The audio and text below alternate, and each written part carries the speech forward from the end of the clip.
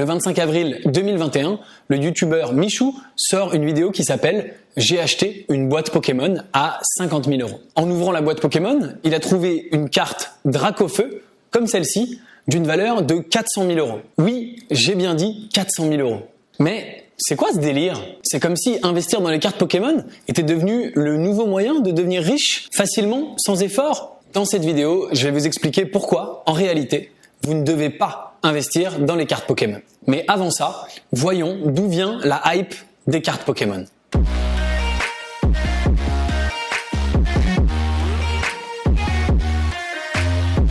La naissance de cet engouement autour des cartes Pokémon vient d'un certain Logan Paul. Logan Paul, si tu ne le connais pas, c'est un youtubeur américain avec quand même plus de 23 millions d'abonnés. Alors autant vous dire que quand il fait une vidéo qui s'appelle « J'ouvre une boîte Pokémon à 200 000 $ en live », eh bien l'impact se fait ressentir et ça a fait du bruit. Dans cette vidéo, on voit Logan Paul accompagné d'un soi-disant expert en cartes Pokémon, on y reviendra, qui ouvre des paquets de cartes Pokémon qui sont des paquets de la première édition. Et cette vidéo a fait 11 millions de vues. Oui, vous m'avez bien entendu. Cette vidéo de 2 heures où Logan Paul se contente simplement d'ouvrir des paquets de cartes Pokémon et rien d'autre a fait 11 millions de vues. Ça montre l'influence du personnage. Mais ce qui rend cette vidéo surréaliste, c'est que pendant les 2 heures de vidéo, il est tombé sur de nombreuses cartes qui valent chacune plusieurs dizaines de milliers de dollars à la revente. Et donc, en faisant un rapide calcul, même en ayant payé cette boîte 200 000 $, eh bien finalement on se rend compte que c'était une opération très rentable pour lui. Le résultat, c'est que des millions de personnes ont voulu limiter, se sont dit c'est facile de gagner de l'argent avec les cartes Pokémon, il suffit d'acheter, on tombe sur des cartes chères et rares et de les revendre, et donc des millions de personnes se sont mis à acheter des cartes Pokémon comme Logan Paul pour investir et pour tenter de faire la même chose que lui dans l'espoir de gagner beaucoup d'argent. Mais est-ce vraiment le seul élément responsable de la hype? Je veux dire, des façons de gagner de l'argent sur Internet, il y en a plein. Alors, pourquoi les cartes Pokémon? Eh bien, tout part de l'épidémie du Covid-19. À la suite de cette vidéo, tous les gens enfermés chez eux qui n'avaient rien à faire se sont mis à fouiller dans leur placard pour regarder s'il ne leur restait pas des cartes Pokémon de leur époque, école, primaire, collège, lycée, etc. C'est un peu comme une chasse au trésor. Vous partez à la recherche, vous demandez à vos parents de fouiller dans le grenier à la recherche de cartes à revendre, mais vous n'êtes pas sûr de les trouver, vous ne savez pas sur quoi vous allez tomber. Et justement, ce terme chasse au trésor est au centre de la hype autour des cartes Pokémon. Ceci car derrière ce fameux terme chasse au trésor se cachent 2 leviers psychologiques extrêmement puissants qui vont nous pousser à chercher et à poursuivre ce trésor. Le premier élément, c'est l'aléatoire. Et oui, ce qui nous rend addicts, nous, les êtres humains, c'est les récompenses aléatoires. Notre cerveau ne sait pas à quoi s'attendre et du coup, c'est plus fort que lui. Il a envie de savoir le résultat. C'est pour ça, par exemple, que dans certains jeux vidéo, les développeurs ont mis en place un système qui s'appelle la loot box. La loot box, qu'est-ce que c'est? C'est une boîte de trésors, une boîte d'équipement, une boîte d'objets virtuels dans le jeu que vous allez pouvoir acheter. Mais vous l'achetez à l'aveugle et c'est seulement une fois que vous aurez payé que vous allez pouvoir l'ouvrir et découvrir ce qui se cache à l'intérieur qui va être à chaque fois différent.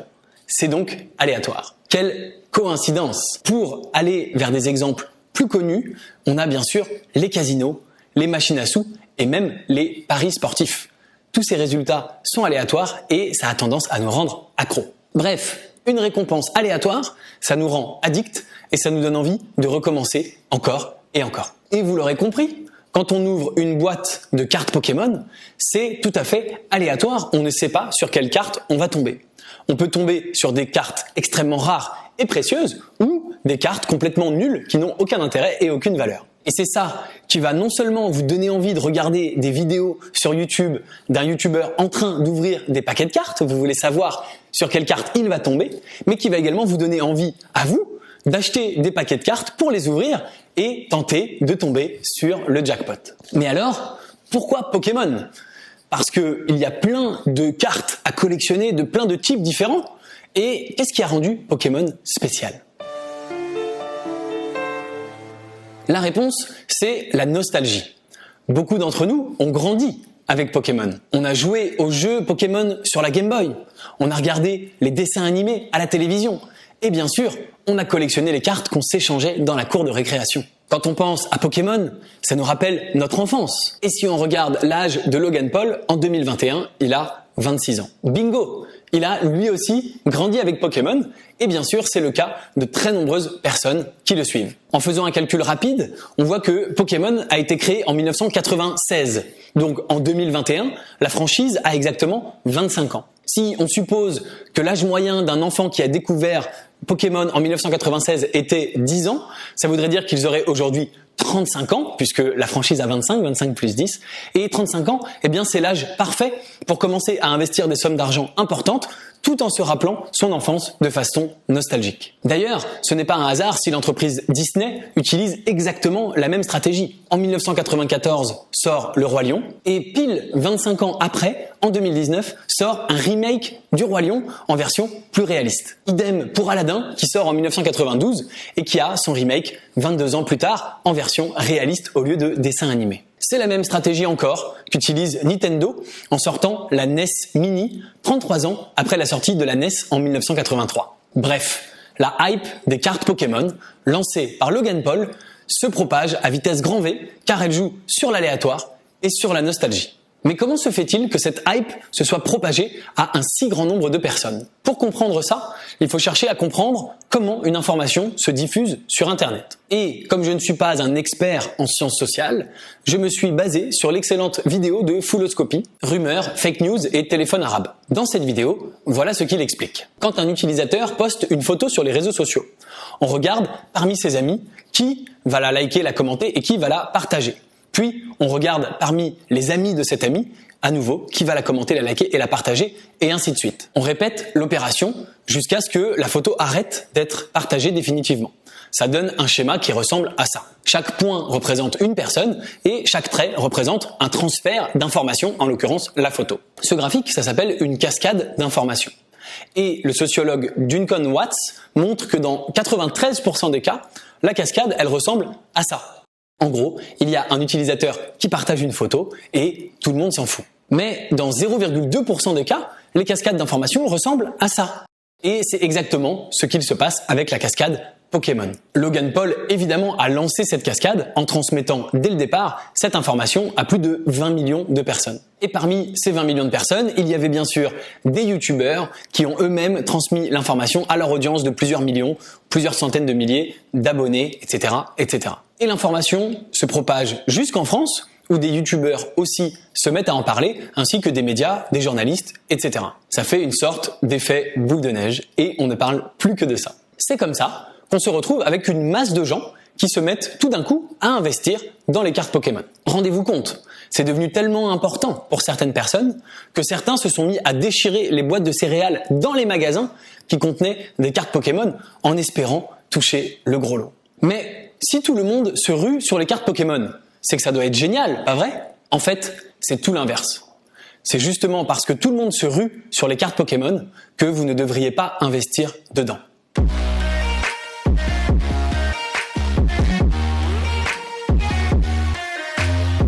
Ce Dracofeu coûte plus de 500 000 $. Et ça fait beaucoup d'argent, 500 000 $. Tellement d'argent que de nombreuses stars s'intéressent de très près aux cartes Pokémon. Et là, je vous parle de Big Flo, Kev Adams ou Justin Bieber. Même le célèbre Gary Vee se met aux cartes Pokémon. Mais vous vous en doutez, dans cette flopée de nouveaux arrivants, il y a de tout. Il y a bien évidemment des fans de Pokémon depuis toujours, qui ne font ça que par amour du jeu et de cet univers. Mais il y a aussi des arrivistes qui voient cette nouvelle tendance simplement comme un nouveau moyen de se faire plein de pognon.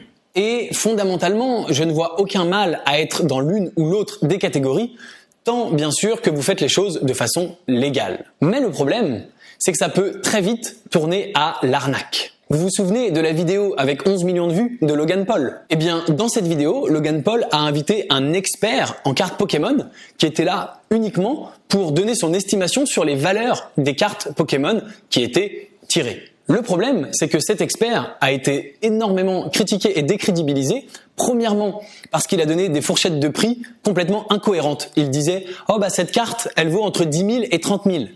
Ah oui, mais entre 10 000 et 30 000, ça fait une grosse différence. C'est 3 fois le prix. Au final, pour une carte, en l'occurrence, qui ne coûtait finalement que 4 000 $.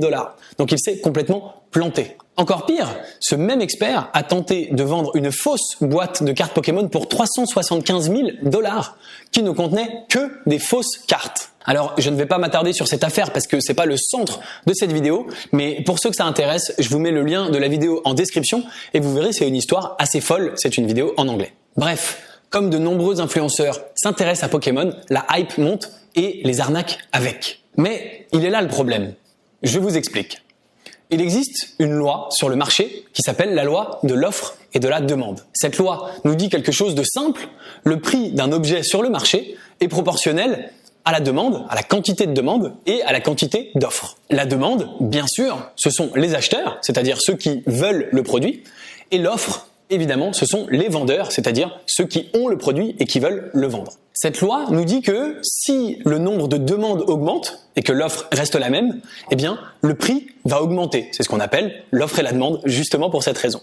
De la même manière, cette loi nous dit que si l'offre augmente et que la demande n'augmente pas, eh bien, le prix va baisser puisque les vendeurs vont se faire concurrence entre eux, à nouveau, avec cette donc loi de l'offre et de la demande. On peut donc classer les produits dans 4 catégories. Les produits qui ont une offre nombreuse mais une demande peu nombreuse, les produits qui ont une offre nombreuse et une demande nombreuse, et puis les produits qui ont une offre peu nombreuse et une demande peu nombreuse, et enfin pour finir, les produits qui ont une offre peu nombreuse et une demande nombreuse. Bien sûr, l'objectif de tout vendeur, c'est d'être dans la 4e catégorie. Et l'objectif de tout acheteur, c'est d'être dans la première catégorie. Maintenant, prenons nos influenceurs Pokémon. Quand ils ont acheté leurs cartes Pokémon, ce n'était pas encore la hype. Donc, ils étaient dans la catégorie offre nombreuse et demande faible. Résultat, en tant qu'acheteurs, ils ont pu avoir des cartes Pokémon à des prix intéressants. Mais, une fois qu'ils ont acheté, qu'est-ce qu'il se passe ? Ils sortent des vidéos vantant les mérites de l'investissement dans les cartes Pokémon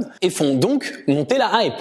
Du coup, plus la hype monte, plus les prix montent. Bingo ! Les cartes qu'ils ont achetées très peu chères montent de prix et ils vont pouvoir les revendre beaucoup plus cher. Sauf que vous, qui voulez acheter pour faire comme eux, vous n'êtes plus dans la même catégorie que ces influenceurs. Vous êtes dans le cas d'une offre forte et d'une demande forte. Parce que vous achetez quand la demande est élevée, vous êtes maintenant dans la catégorie numéro 2. Maintenant, bien sûr, si vous avez des cartes chez vous que vous n'achetez pas, c'est probablement le moment de les revendre avant que la hype ne retombe. Parce que dans cette histoire, les seuls qui sortent vainqueurs, c'est ceux qui ont acheté avant la hype. Pour bien comprendre, prenons un cas concret. Il y a quelques semaines, le youtubeur David Lafarge a sorti une vidéo qui s'intitule « Le business des cartes Pokémon, comment investir ». Dans cette vidéo, il montre des paquets de cartes dans lesquels il a investi et il conseille à ses abonnés d'investir eux aussi dans les mêmes paquets. Je tiens entre les mains sûrement l'un des meilleurs investissements que je juge être le mieux pour le futur, les Elite Trainer Box,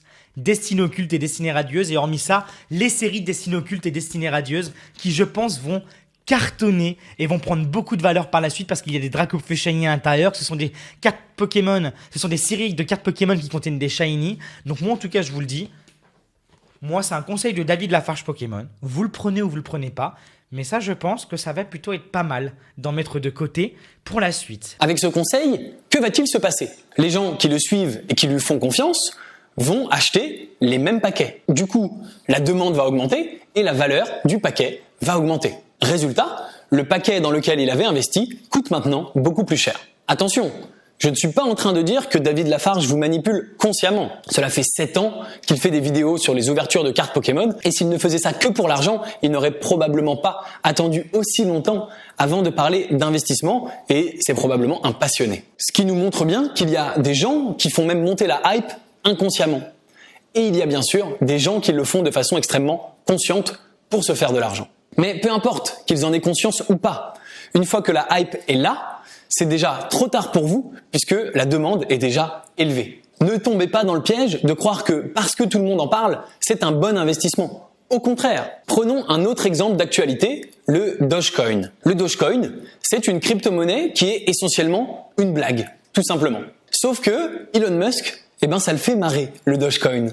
Et donc, il s'amuse très régulièrement à tweeter sur le Dogecoin pour déconner. Et certes, c'est de manière ironique, mais finalement, Qu'est-ce qu'il se passe? Il se passe que parmi ses followers, il y a un certain nombre de personnes qui ne perçoivent pas l'ironie et qui le croient sur parole et qui du coup en achètent. Résultat, la valeur du Dogecoin monte très rapidement, monte en flèche de plus en plus vite, et d'autres investisseurs qui ne comprennent pas ce qui se passe voient la valeur monter très vite, et eux aussi en achètent en voulant prendre le train en marche. Avec un simple tweet, Elon Musk influence le prix d'une crypto-monnaie. Si on voulait faire une comparaison un petit peu tirée par les cheveux, on pourrait dire que Elon Musk utilise la même technique que Jordan Belfort, le célèbre escroc du loup de Wall Street, le pump and dump. L'idée est très simple.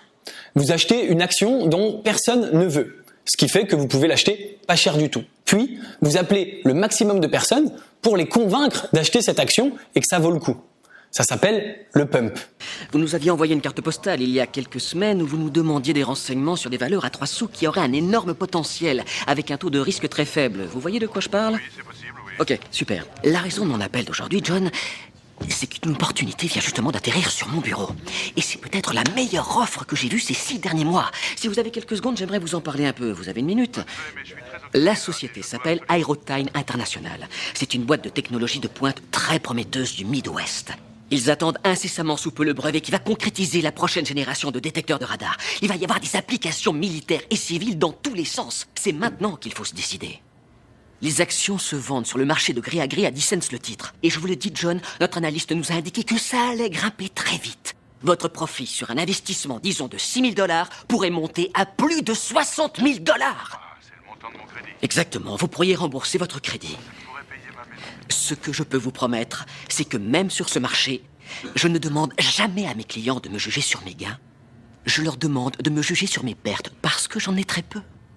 Et dans le cas d'Aerotime, on se base sur des facteurs techniques à la pointe. Alors, on est gagnant à coup sûr. D'accord, je marche. J'en prends pour 4 000 $, je peux le faire. 4 000, ça vous ferait 40 000 actions, John. Laissez-moi bloquer cette transaction tout de suite et ma secrétaire vous rappellera pour vous le confirmer. Ça vous va? Oui, très bien. Super. John, merci de votre confiance. Et bienvenue au centre d'investissement. Merci à vous et bonne journée. Au revoir. Une fois que l'action est bien montée parce que tout le monde l'a achetée, vous retirez votre argent quand elle est au plus haut. Ça s'appelle le dump. Et ensuite, vous passez à l'action suivante. Bien sûr, comme l'action était pourrie à la base et que les gens ne l'avaient achetée que parce qu'ils vous faisaient confiance, eh bien le cours de l'action va très vite s'écrouler et revenir à son niveau très bas du départ. Résultat, tous ceux qui avaient investi vont évidemment perdre de l'argent. Donc, si tout le monde vous dit d'investir dans quelque chose, c'est probablement pas une bonne idée. Mais alors, que faire? La solution, elle est toute simple. Investir dans des choses avant que ça devienne la hype, puis attendre que la hype vienne et vendre à ce moment-là. Par exemple, les pionniers qui ont investi avant la hype du Bitcoin à ses tout débuts, puis qui ont revendu pendant la hype de ces derniers mois, ont parfois multiplié leur investissement par plus de 500 000. Pareil pour les pionniers qui avaient investi dans les boîtes comme Microsoft, Apple, Google ou Amazon, alors qu'elles n'étaient que des jeunes startups. Et ça, les investisseurs intelligents l'ont bien compris. Prenez l'exemple de Peter Thiel, le fondateur de PayPal. Il a gagné plus d'argent dans sa vie en investissant dans Facebook à ses débuts que quand PayPal est entré en bourse. D'ailleurs, aujourd'hui, il a plaqué PayPal pour gérer un fonds d'investissement. Warren Buffett ne s'y trompe pas non plus.